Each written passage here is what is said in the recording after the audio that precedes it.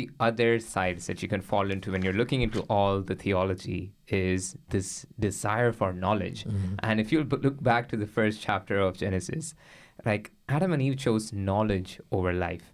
And I think we can emphasize all theology, but you can also fall in that extreme where you're seeking after this pursuit of knowledge, of knowing God in your head and it never translating it into the heart.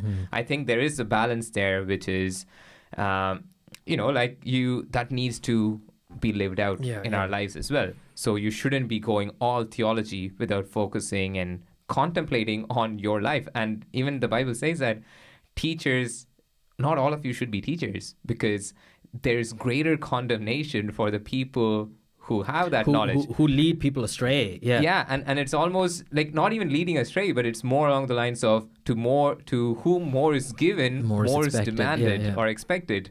So it should never be a pursuit where we just go all theology. Theology is like the way to go, and we kind of lose sight of our lives. The example there's like, again, two extremes in this case too, like where certain times us not trying to answer our questions. So everyone has questions. Some people go, oh well, throw their hands up and just go, I can't answer them, and slowly they kind of move away from the truth. But there's the other, because we're given a reason for a reason. We're given an intellect for a reason. The purpose of the intellect is to know truth, and Jesus said he was the truth. It's to know him, And when we have questions, we have a responsibility to pursue that. And even if you think about it, pursuing knowledge for the sake of knowledge, like St. Thomas Aquinas, the greatest mind is in Western philosophy. Put it that way. Like, I don't know if it's true, but let's put it that way. Okay. So St. Thomas, I've read a story where St. Thomas Aquinas used to rest his head against the tabernacle, just his eyes closed, and just in prayer for ages, pondering the questions. Like he valued the who God was in his life more than anything else. He was a great theologian, great writer. He pursued knowledge like nobody else, prolific writer. But he still, he went to the source of all truth. Like during once we decided to do this, I started looking up stuff. One of the guys I looked at was Thomas Joseph White, and I was just listening to him, and he sounded really familiar. But I figured he actually came to Saint Dominic's church. He's a Dominican theologian and philosopher, I think, but really smart guy, and I've been kind of listening to his stuff, and but one of the things, a lot of that stuff didn't make sense because he was naming a lot of modern philosophers and all of that. I was like, what is happening? I don't know any of this stuff. I'm an idiot. But the thing is, at the end he said something. Someone asked, what if you're not theologically inclined? What if you're not that much of an intellectual? Because theology seems to be the pursuit of intellectualism, sort of, but he goes, one of the things he said was actually that the most intellectual thing that you can do is actually the contemplation of God in front of the Blessed Sacrament. Because he is the knowledge of all truth. Even if you're an absolute idiot, I don't want to call people idiots, but we have to agree, there are people who are smarter than us and there are people who are not smarter than us. There's a whole spectrum of intelligence, actually. We've been given intellect to varying degrees.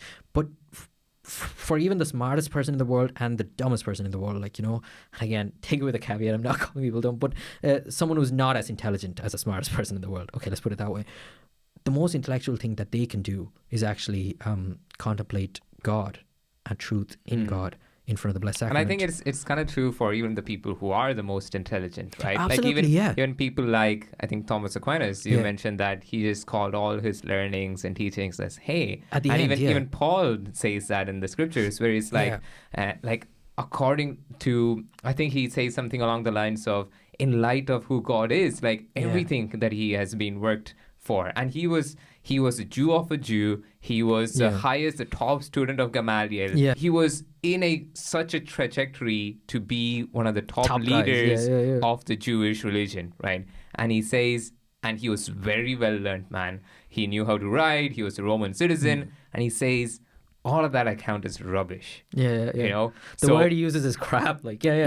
So you can fall into the other thing as well. But having said that, I think it's really important to explore what is true, and theology is very important.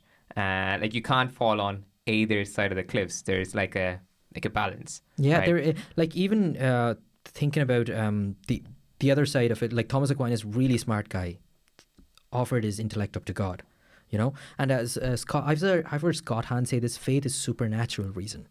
It's like there are certain things we can know, and there's a limit to that because it's material reality, and we have certain. But there are certain things that are revealed to us. We don't we learn maths because someone taught it to us. You know, I don't think I could have figured out calculus unless I was Newton or the other fella, like, you know, in France. But the thing is, there are certain things that are divinely revealed to us because we wouldn't have come to that knowledge by ourselves. The example would be people like Saint John Maria Vianney. He's a priest, the Cure de Ars. Sorry.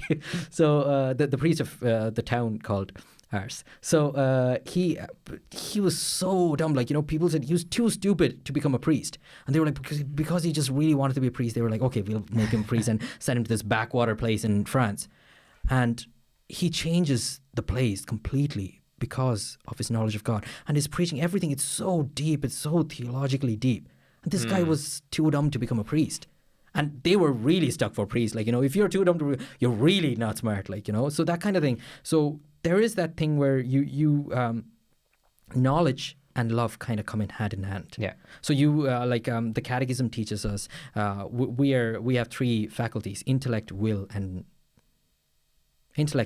passions. So our intellect is supposed to know the truth, and our will is to love. Yeah. Do the good, which is love. So if we know God, we're supposed to love God, or we can just decide to love God, and slowly God will increase our knowledge of Him.